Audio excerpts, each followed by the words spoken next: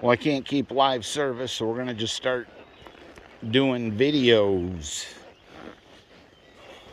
So this is basically live. You just have to watch it later.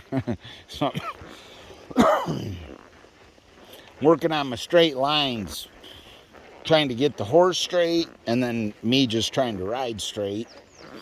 And the horse is getting straightened out pretty sweet. Only took me a month.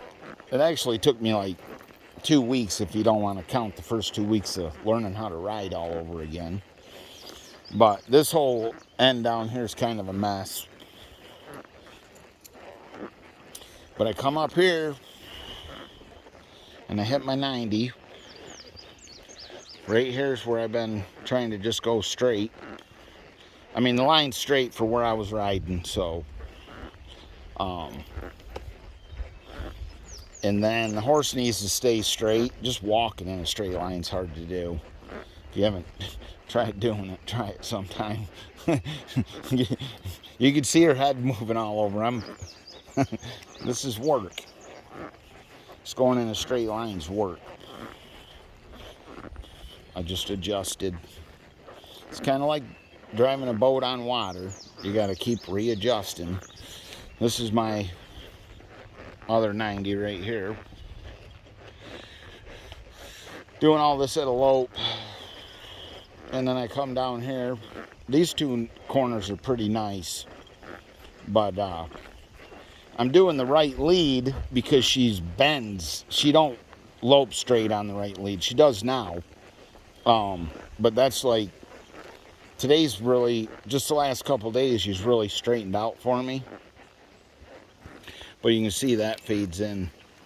It's almost like a curve instead of a 90. And that's why my inside leg hurts. Because she's fading. And then I'll constantly doing stuff to have her stop leaning on my leg. But her right lead is the problem. She's left leaded. And that's all I've been riding her on is the right lead. I'll do a left lead lope here and there, just to see if it's just to kind of see if it's good still or whatever. I mean, it'll need a little bit of work, but I mean, I could probably lope her in her left lead 3 days and have that good. But her right lead, I'm 2 weeks into it, just starting to ride straight. I'm constantly. She's already trying to turn, pull the line, and then I turn my 90 right here. I'll hold my hand up so you can kind of see. It's easier to go a little bit faster. Walks, it's a lot harder to go straight in a walk because you get wobbly. But once I got her dialed in, she kind of was doing it on her own, turning and stuff. But she would start to turn a little early, so I had to hold on to her. But holy crap, this right lead, holding her with my right leg.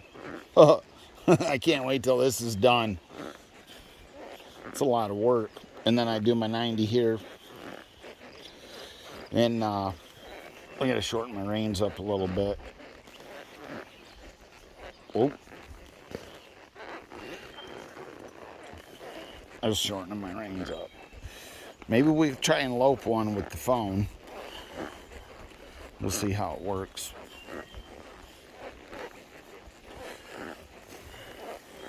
Let's try and lope a. Oh, man. I can't believe how hard this is.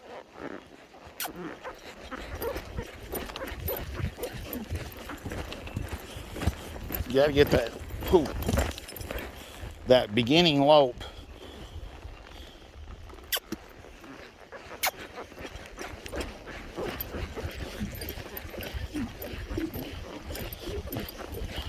Holding her with my leg. Turn. Now I'm just riding.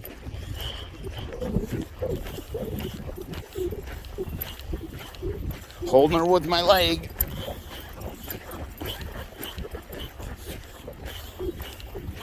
Holding her. She is. I can't talk when I'm doing this because she just stopped. when I said holding her. She's too tuned in when I'm riding her without talking. So, but I'm riding down there, holding her with this inside leg, turning, riding her, holding her with my inside leg, turning, and it freaking hurts my leg. So, I mean, it's getting a lot better than what it was. But it's taken some time to get this run for the million. You got to get it run. I'm getting her ready for run for the million. That's what I'm doing. We're doing a run for the million horse here. This ain't, I mean, what else is there? Go on YouTube, click on Run for a Million and watch them horses. They say, and then let's talk about bloodlines and stuff for a minute. I mean, I like looking at bloodlines, and I definitely bred my horse looking at bloodlines. But when you breed 10,000, 20,000 horses, there's going to be 5 or 6 that are good. I mean, that's just the nature of the deal. And so it don't matter. At the end of the day, it don't matter. You're not going to necessarily get a great one just because you're breeding a good bloodline. You're going to get a good horse. That's a fact. But, and it's rare that you won't, but for the most part, you kind of know what you're getting. But as far as bloodlines go and stuff, they're breeding tens of thousands of these horses. You get maybe 5 that can do it.